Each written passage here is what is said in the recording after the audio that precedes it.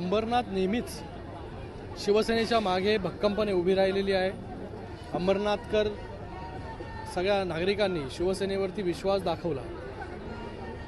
अंबरनाथमध्ये शिवसेनेचा खासदार, शिवसेनेचा आमदार आणि शिवसेनेचा नगराध्यक्ष हे समीकरण जे आहे गेले अनेक वर्ष जे आहे हे अंबरनाथकरांनी करून दाखवलेलं आहे. आणि अंबरनाथकरांनी जो विश्वास दाखवला त्यावरती अंबरनाथ नगर परिषदेच्या माध्यमाने माननीय उपमुख्यमंत्री एकनाथजी शिंदे साहेबांच्या नेतृत्वाखाली मोठ्या प्रमाणामध्ये निधी आणि प्रकल्प आणण्याचं काम हे अंबरनाथमध्ये झालं, शिवसेनेने केलं. अंबरनाथमधील 95% जास्त रस्ते हे सिमेंट कॉन्क्रीटचे झालेले आहेत. अंबरनाथमध्ये नाट्यमंदिर असेल धर्मवीर आनंदीके साहेबांच्या, त्याचं लोकार्पण झालं.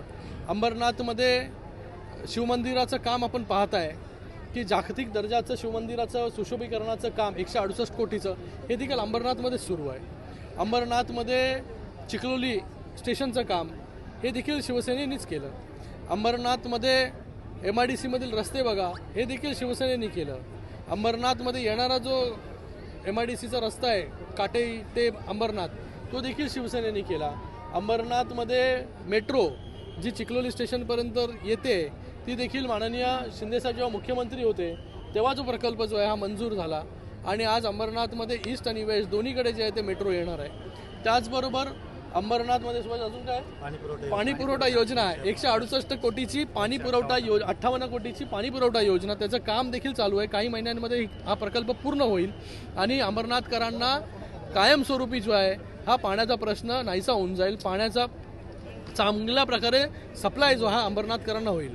त्याचबरोबर अंबरनाथमध्ये घनकचरा प्रकल्प हा पहिल्यांदा असा भारतामध्ये होतोय की जिथे अंबरनाथ नगर परिषद, उल्हासनगर महानगरपालिका आणि बदलापूर नगर परिषद असं एकत्र येऊन महाराष्ट्र सरकारच्या माध्यमाने हा प्रकल्प तिथे राबवतो. काही महिन्यामध्ये तो प्रकल्प पण पूर्ण होईल आणि जो डम्पिंगचा प्रश्न आहे अंबरनाथ, उल्हासनगर आणि अंबरनाथ या तिन्ही शहरांचा पूर्णपणे बंद होऊन जाईल. त्याचबरोबर अंबरनाथमध्ये 1 लाख पुस्तकांचं वाचनालय असेल, अंबरनाथमध्ये छोटे मोठे समाज मंदिर असेल, अंबरनाथमध्ये UPSC MPSC भवन असेल, अंबरनाथमध्ये मेडिकल कॉलेज असेल, हे देखील झालं. 1 वर्ष मेडिकल कॉलेजला झालं, दुसरं वर्ष जे आज मेडिकल कॉलेजचं आहे. आणि ह्याच अंबरनाथमध्ये आम्ही भविष्यामध्ये अंबरनाथसाठी नो कॅश काउंटर हॉस्पिटल हे देखील करतोय.